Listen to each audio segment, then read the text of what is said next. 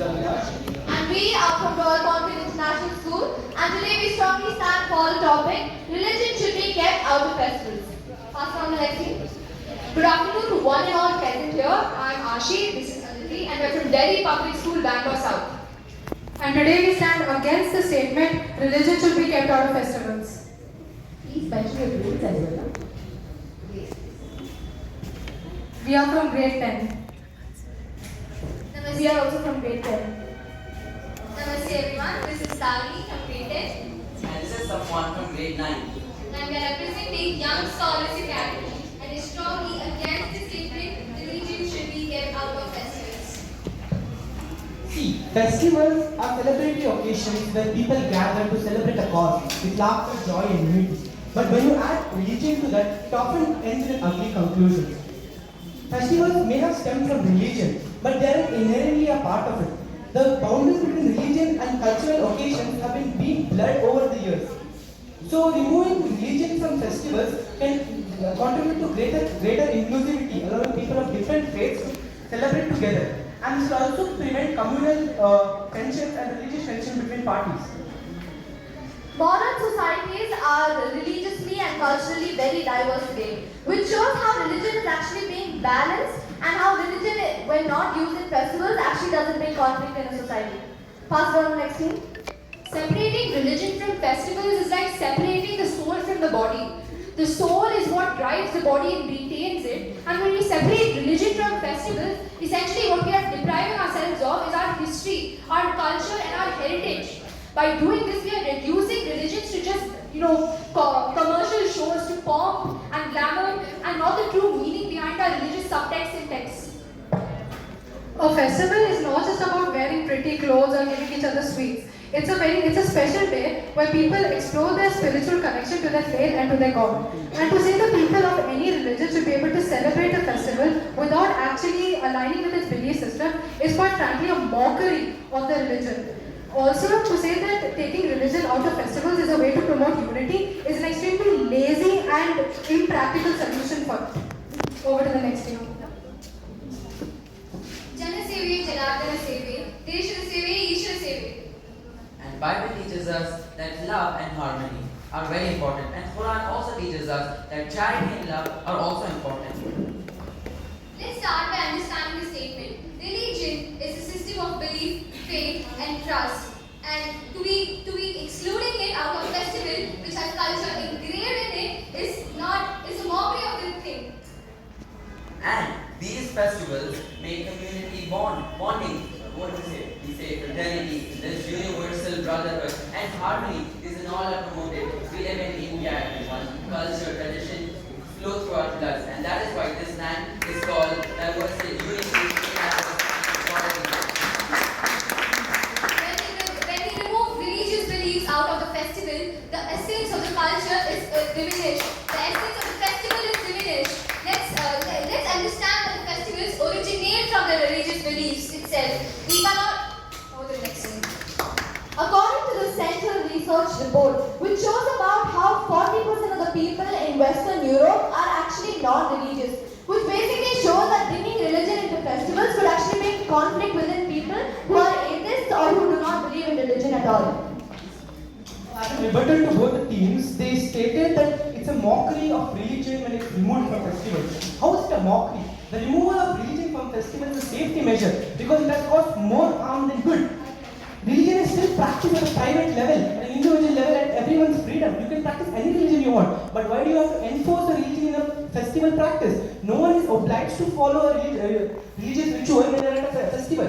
The primary goal of festivals should be universal, to accept everyone of every kind of race and economic background. Pass on to the next thing. First of all, I have a question to Team A. You mentioned that by removing religion, essentially what we're doing is promoting equality. But talking about India, 90% of all our festivals are based off of religion. By neglecting that, we're neglecting our history. The sacrifices that our ancestors went through, you're neglecting that. Second of all, Europe is not a fair comparison to make to India. India, we have so much more diversity, various other subgroups, so you have to cater to that as well.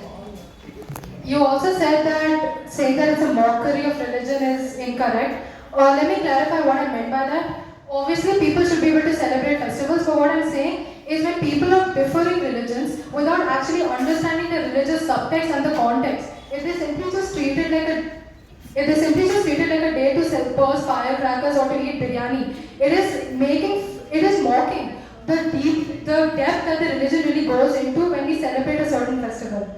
And you also said that it promotes diversity. The thing is, people can very much respect. Over to the next thing.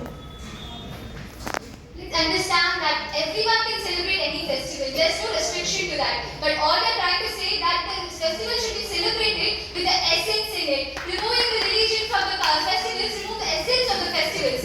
So we are just saying that religion should not be removed. It should be kept as a part of the festival. But everyone should have the right to celebrate it. Festivals without their values lose their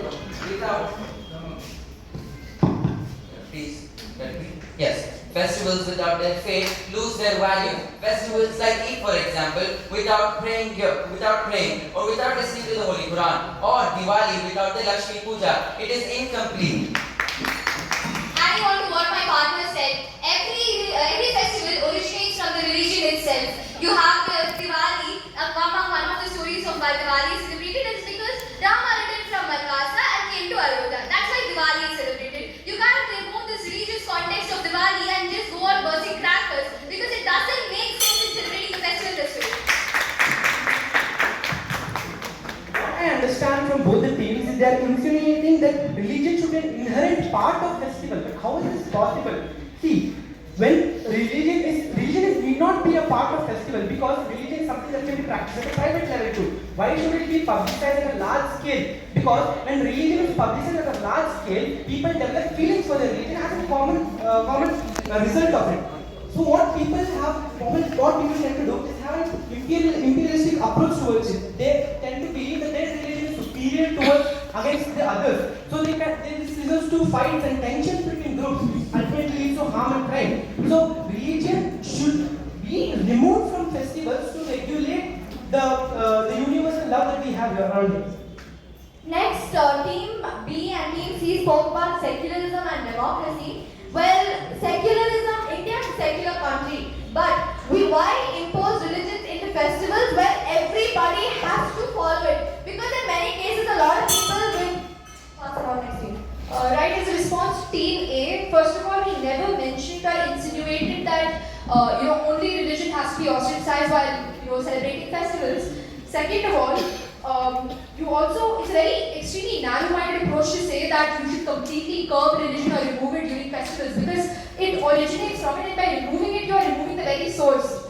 And finally, I'd also like to say that You also mentioned about inter-religion conflicts. What we are trying to say is that removing religion from festivals does not clarify this conflict. The problem isn't the fact that religion is a part of festivals. The problem is hatred towards other religions. People can very much respect the other religion without taking part in its practices. Over to the next thing.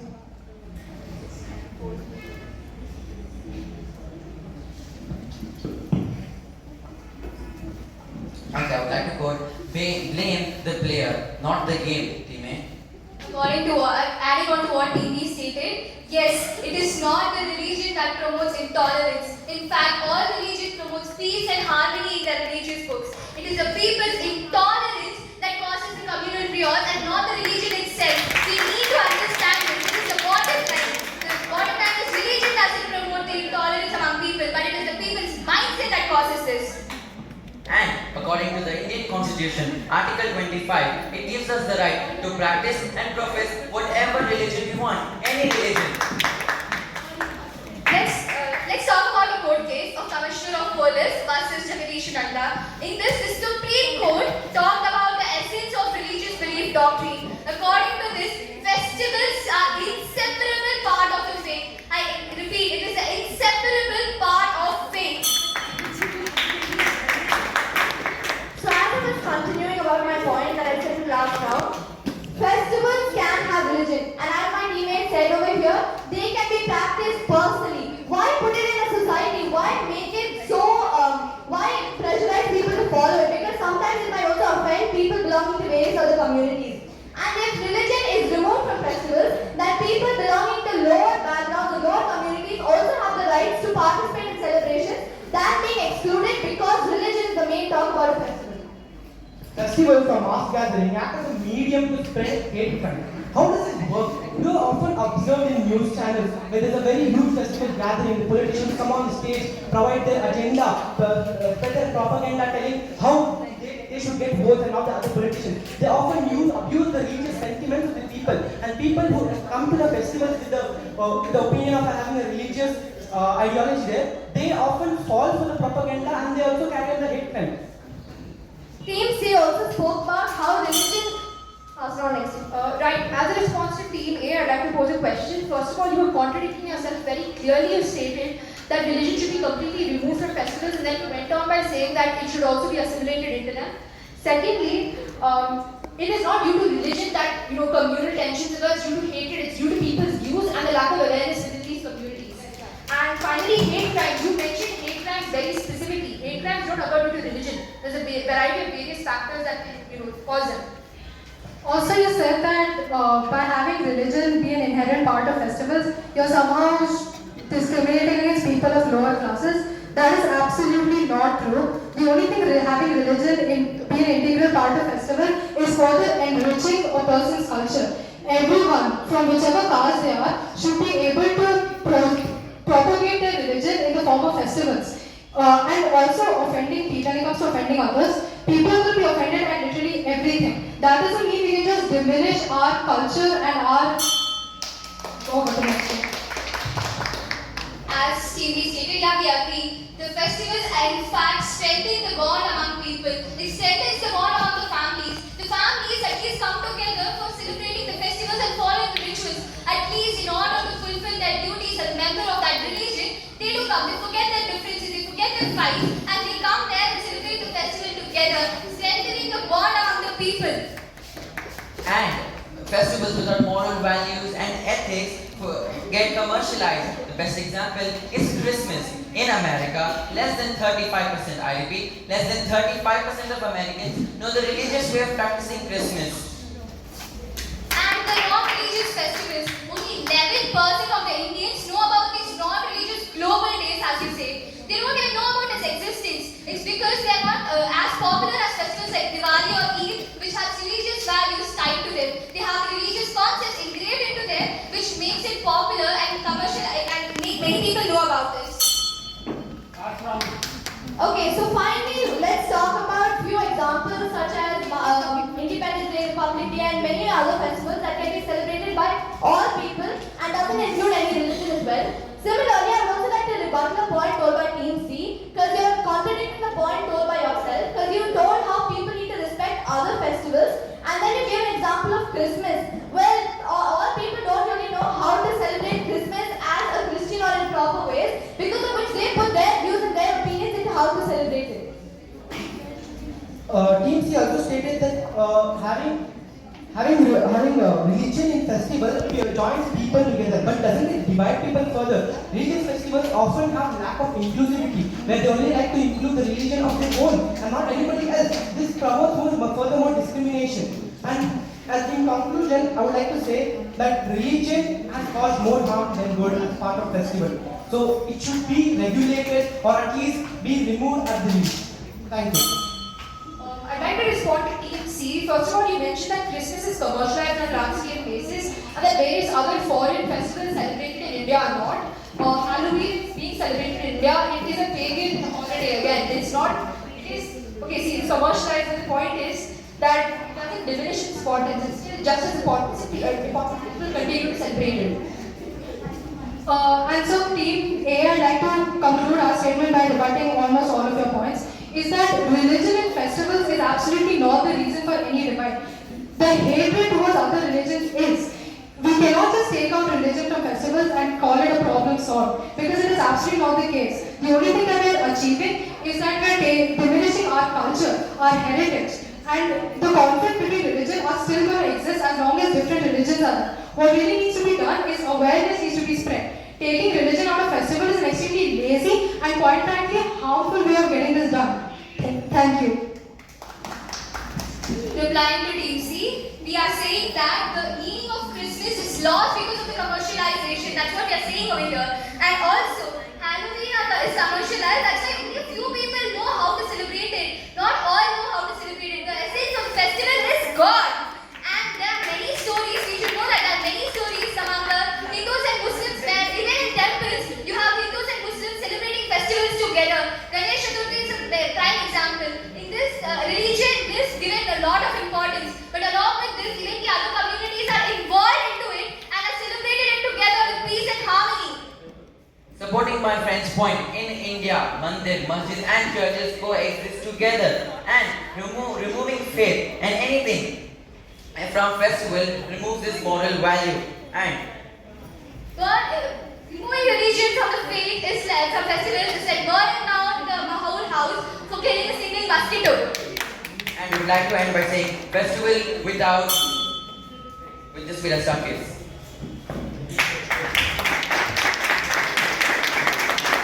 Pass round next to. We are deeply and we're strongly against the statement rich people owe their success to the poor. Let's start by breaking down the statement. Rich people, the very section of the society, owe or indebted to the poor for their achievements or success. I don't think so they are. The rich people are in fact indebted to themselves and not the poor. It is their innovation, their investment and their risk-taking abilities that have brought them to that field of success and not just the poor who are helping them. Success thrives in innovation and leadership skills of the rich. Companies like Infosys, Reliance and Tata are known for their statistics, tactics and creativeness and management skills. Let's talk about meritocracy. Meritocracy is a system of awarding individuals based on their talents and skills and not just on the other people who are helping them. It is the individual's efforts that are rewarded over here. And let's talk about the leadership and vision of the rich people. I'll take it up the next one. Again, when we talk about starting a business or a corporation, it is the consumer base, it is the labor force that plays such a significant role in determining the success of. Of course, I agree that laborers do a lot of work, but in the proper way, in the proper management skill, and in the proper way, it takes it to direction. With no proper way and no vision, it goes in the wrong direction. It goes in vain. Not all people are rich from the start. Let's forget about the industrial society. Let's go into some other topics, such as what are cultivators stated about the artisans and authors. They are built about their own creativity and their knowledge. We also have stock market brokers. Stock market brokers do not depend on any laborers for their profit. What they do is sit and study the market, see how it works, understand the market, and invest in the market. Gives them profit, which makes them become rich. And I don't think so any poor people is coming into the helping them become rich. Passing on to the rich. I'd like to respond to Team B. You mentioned J.K. Rowling. J.K. Rowling would not have achieved the level of success she has today if not for her consumer base. Just because poor are not involved in their business, that doesn't mean that we can ignore the fact that they became rich. They can become rich. But how? They stood on their own legs to become rich over here. And also we are saying that the rich aren't indebted to the poor because they're giving back to the society. Yeah, labor is very important. We do agree to that. That's why we are saying that they're giving back to the society. This way they are not indebted to the poor. They're helping back the poor. Let's see what the virtue ethics has to say. It says that success comes from self-creativity and innovation, and that it is and materialistic things and depending on others is not a form of self-dependence. And we're saying about Infosys. The junior employees of Infosys earn millions of dollars because of investing in the stocks. This shows that the rich do not just uplift themselves, they uplift the society along with them. So they're not indebted to anyone over here. The society might actually be indebted to them. With this, we rest our case.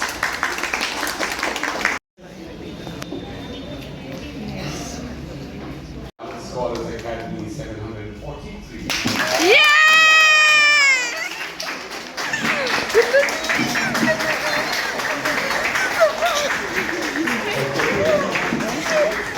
All the credit. Thank you so much. We thank Bharat for Now finally you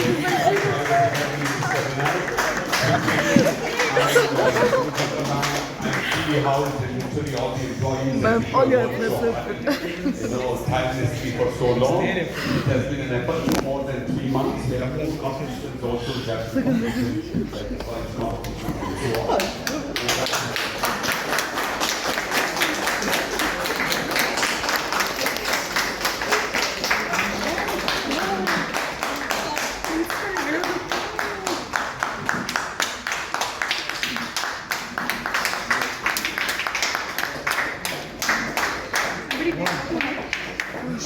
Thank you so much. Let's end this session with singing the national anthem.